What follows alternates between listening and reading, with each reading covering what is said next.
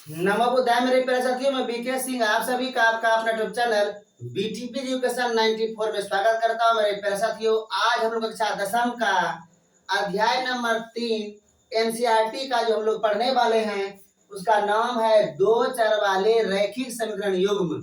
इसका कुछ बेसिक जो बात है, जो परिभाषा वगैरह वगैरह है, मैंने पिछले वीडियो अपलोड कर दिया है। यदि आपने उसको नहीं देखा है जरूर देखें। आज का क्लास बहुत ही महत्वपूर्ण है, इसलिए इसका पूरा देखें तभी आपको अच्छे ढंग से समझ में आएगा। तो हम लोग समझते हैं यहाँ पर दो चर वाले रैखिक समीकरण युग्म का व्यापक रूप। देखिए साहब, व्यापक रूप क्या होता है? a1x b1y c1 बराबर 0, a2x b2y प्लस c2 बराबर 0 होता है। यहाँ पर कंडीशन क्या देखिएगा, a1 b1 a2 b2 ई कभी भी 0 नहीं होगा। a1 b1 a2 b2 जो भी है यहाँ देखिए, a1 b1 a2 b2 कभी भी 0 नहीं होगा। 0 होता है तो पहले नंबर दो चर वाले रैखिक समीकरण नहीं रहेगा, यह बात है। तथा यहाँ पर क्या देखिएगा, a1, b1, c1, a2, b2, c2 यह बिलोंग्स टू आर होगा, जिसको आप क्या बोलते हैं? वास्तविक संख्याएं। तो यहाँ पर समझिए कि a1 b1 का क्या रहने वाला है। आपको कंफ्यूजन होता होगा कि a1 b1 आपने तो लिख दिया है, इसके लिए क्या रहेगा? देखिए यहाँ पर √2x रहेगा, 3y रहेगा बराबर 5, 4x प्लस 6y बराबर रहेगा 9। यहाँ पर देखिए आपका अंक आ रहा है, यही a1 b1 c1 c2 है।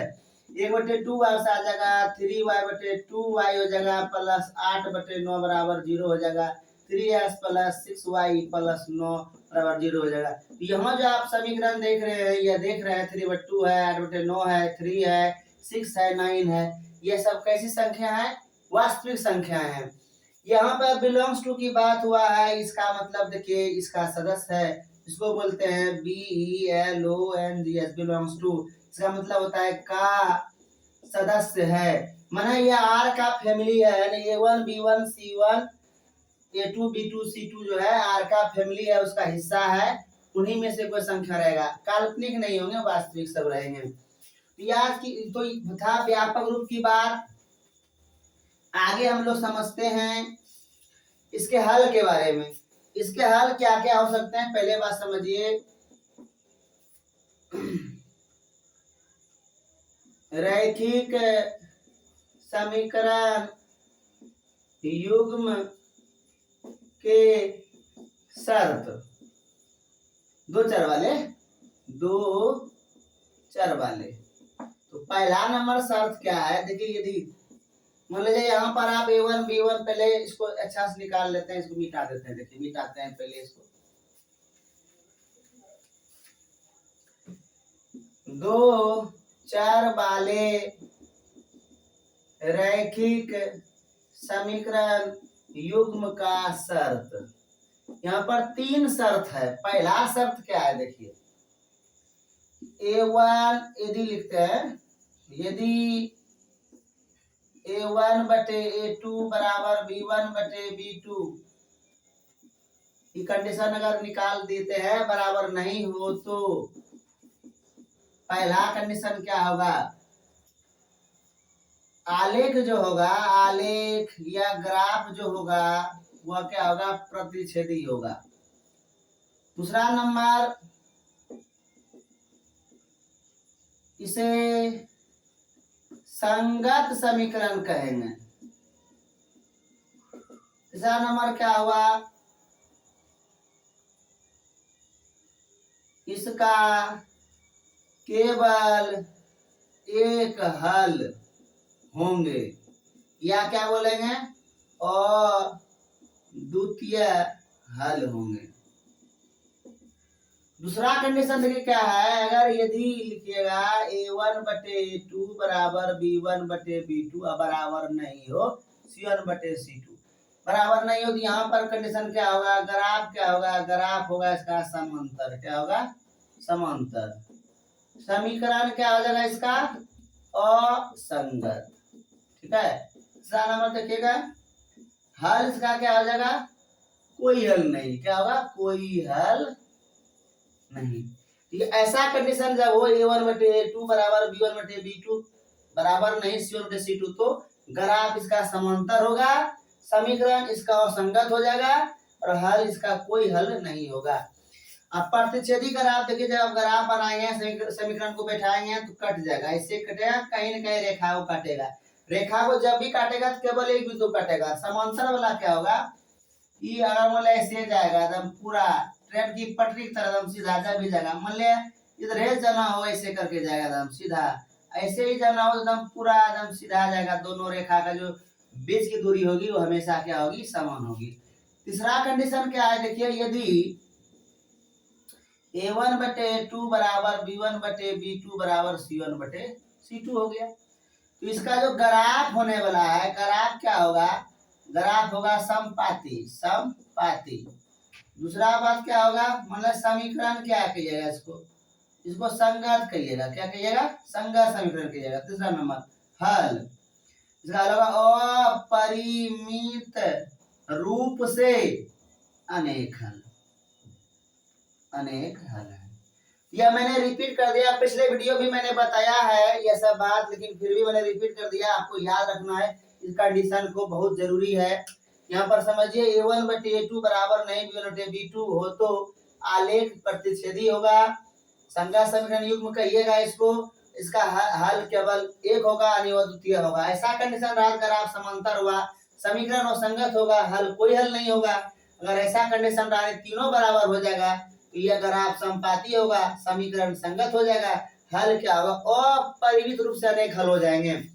अब देखिए संपाती जैसे ग्राफ जब खींचिएगा कैसे होगा, देखिए वैसे एक ही रेखा दोनों समीकरण का ग्राफ आ जाएगा, चाहे मान आप कोई भी रखिए उससे कोई फर्क पड़ने वाला नहीं है, एक ही रेखा पर आएगा। आप एक बार और समझिए, प्रतिच्छेदी जब बनाइएगा ग्राफ तो उसमें दोनों रेखा केवल एक बिंदु पर प्रतिच्छेद होगा, समांतर में एक भी बिंदु पर प्रतिच्छेद नहीं होगा, और ये जो क्या कहते हैं, इस संपाती में अनंत बिंदु पर यह स्थित रहेंगे, इसलिए इसका अनंत हल होगा। ठीक है, आगे हम लोग बढ़ते हैं। आगे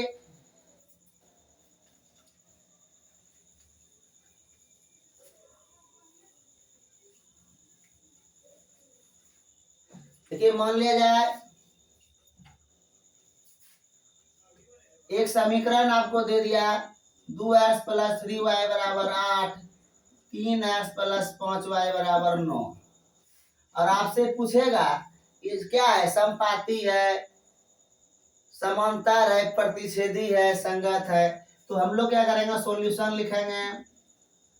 दिया गया समीकरण युग्म है, तो यहाँ पर 2x + 3y बराबर 8, 3x + 5y बराबर 9, इसको एक मान लीजिए, इसको क्या मान लीजिए, 2, a1 बराबर 2, b1 बराबर 3, c1 बराबर -8, a2 बराबर हो गया 3, b2 बराबर हो गया 5, c2 बराबर हो गया -9। a1/a2 करके देखेंगे, इसलिए ये हुआ 2/3, b1/b2 करके देखिए ये हो गया 3/5। देखिए 2/3, 3/5 बराबर नहीं है, लिखेंगे चूंकि 2/3 बराबर नहीं है 3/5, इसलिए a1/a2 बराबर नहीं है b1/b2 का। यह कंडीशन क्या हम लोग सीखे थे, अगर ऐसा है तो क्या हो गया, इसका आलेख हो गया प्रतिच्छेदी, हल हो गया अद्वितीय, है हो गया आलेख, क्या हो गया, आलेख, अद्वितीय हो गया किसका, हल हो गया ना, हो गया। समीकरण कैसा हो गया, संगत। देखिए इस कंडीशन में आप क्या क्या बोल सकते हैं, समझिए बात को, हल क्या हो गया आपका, हल हो गया अद्वितीय। ग्राफ आपका कैसा बनेगा, प्रतिच्छेदी बनेगा इसका। अब मतलब समीकरण ही कैसा है तो आपको बताना होगा, संगत है। तो तीन बात यहाँ हम लोग सीखे कि समीकरण में जो हम लोग हल किए a1/a2 b1/b2 निकाल के हम लोग देखिए दोनों बराबर नहीं है, बराबर नहीं है तो ऐसे कंडीशन में समीकरण को हम तीन बात कर सकते हैं। इसका हल अद्वितीय है, ग्राफ जो है प्रतिच्छेदी होगा, ठीक ना। समीकरण या संगत समीकरण है, ठीक। आगे के लिए हम लोग बढ़ते हैं, अगला टाइप का बात समझेंगे हम लोग। दूसरा समीकरण लेते हैं, देखिए समझिए 3x + 6y बराबर 9 हो गया।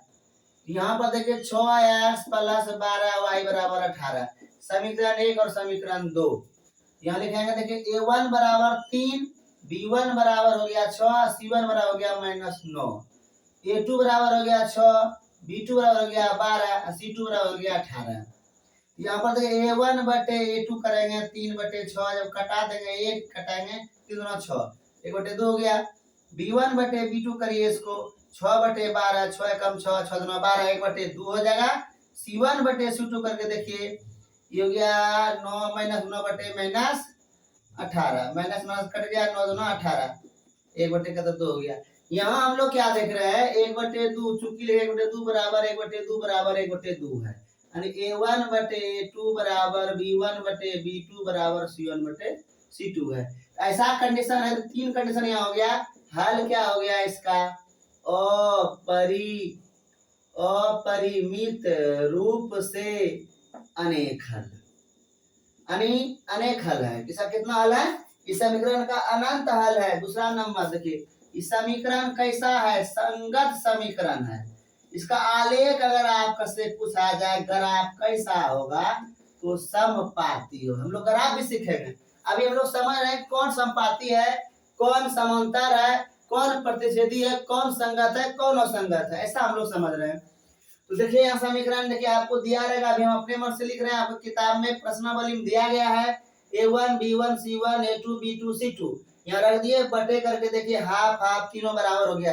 जब तीनों बराबर हो जाए a1 बटे a2 b1 बटे b2 c1 बटे c2 तो आप क्या बोलेंगे, इसका हल अपरिमित रूप से अनेक हल है, समीकरण संगत समीकरण है, और इसका आलेख या ग्राफ कैसा होगा, समपाती होगा।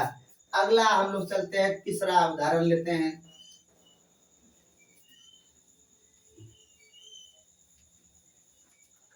तीसरा समझ लीजिए 2x + 3y बराबर 9, 4x + 6y बराबर 5। देखिए मान लें इसको समीकरण 1 मान लेते, इसको 2 मान लेते हैं।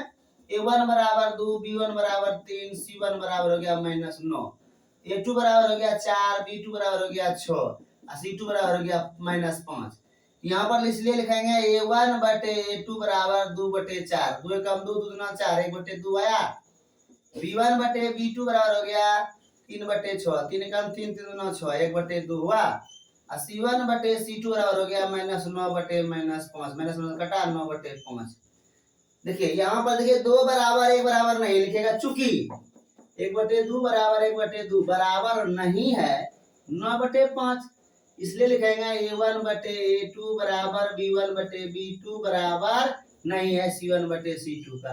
यहाँ 3 कंडीशन है, क्या होगा हल, क्या होगा कोई हल नहीं। ग्राफ कैसा होगा, समांतर, क्या होगा समांतर, और समीकरण कैसा ही रहेगा असंगत। तो यह 3 कंडीशन था हम लोग के पास, तो आप समीकरण कोई भी आप लीजिएगा, कोई भी बनाइएगा, तो आप तीनों हल को निकाल लीजिएगा, कौन संगत है, कौन असंगत है, और कौन सा समीकरण का ग्राफ प्रतिच्छेदी है, समांतर है या समपाती है। ठीक है, तो मिटा देते इसको। अब एक बार फिर समझिए, ग्राफ 5 नंबर का आता है।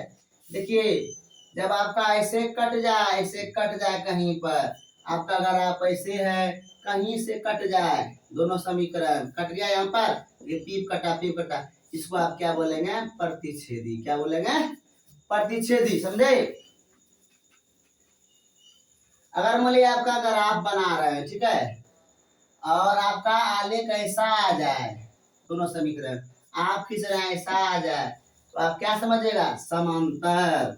क्या समझिएगा, समांतर। मान लिया जाए आप बना रहे हैं हिसाब, ग्राफ बना रहा है, आपका ये रेखा ऐसे गया और इसी पे दोनों आ गया, घबराने की कोई आवश्यकता नहीं है कि मेरा गलत हो गया, गलत नहीं है, क्योंकि नियम है कि अगर दो समीकरण अगर कैसा रहेगा? अगर उसका समानुपाती रहेगा, जितना उसका जो दोनों समीकरण का जो अनुपात है समानुपाती रहेगा तो स्वाभाविक है समपाती होगा। ठीक है, ऐसे भी हो सकता है, इसी रेखा पाएगा। तो उम्मीद करता हूँ आपको इस बात को समझ में आया होगा, संगत और संगत।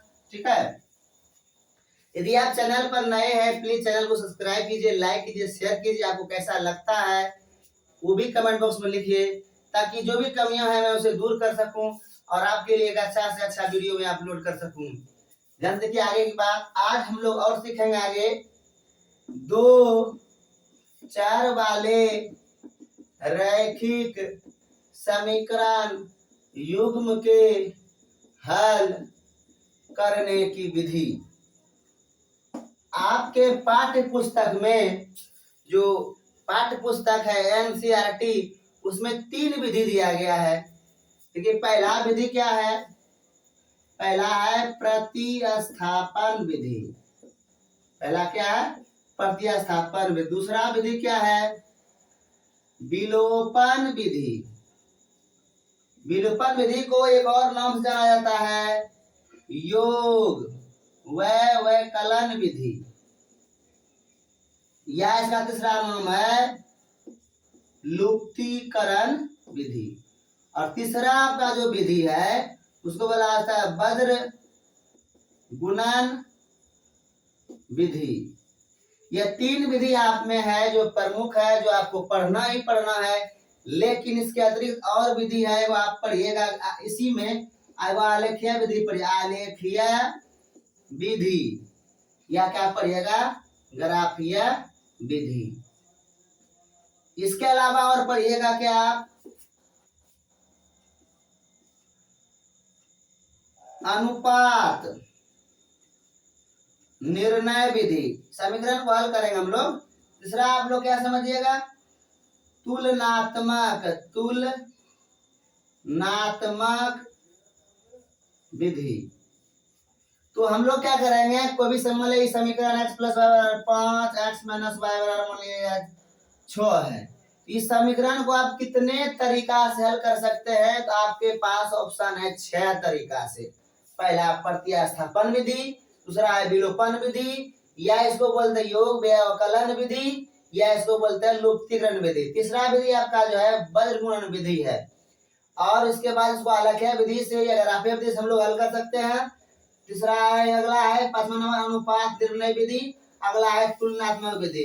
इन सभी विधि से हम लोग क्या करेंगे? 2 चर वाले रैखिक समीकरण को हल करने हम लोग सीखेंगे। इस बात को हम लोग अगले वीडियो में सीखेंगे।